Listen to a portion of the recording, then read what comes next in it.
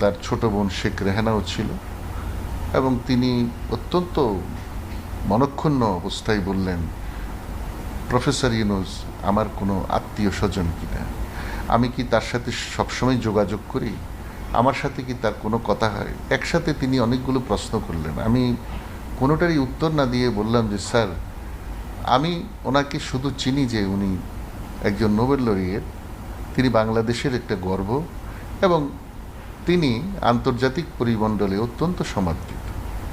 আমি সেই দৃষ্টিকোণ থেকে বলেছি, বাংলাদেশে তার বিরুদ্ধে যে কোনো ধরনের ব্যবস্থা, এমনকি তৃতীয় কোনো পক্ষ সন্ত্রাসী লোকদের দ্বারাও যদি সংগঠিত হয়, আমাদের জন্য সেটা অত্যন্ত ক্ষতিকর হবে রাষ্ট্র হিসাবে।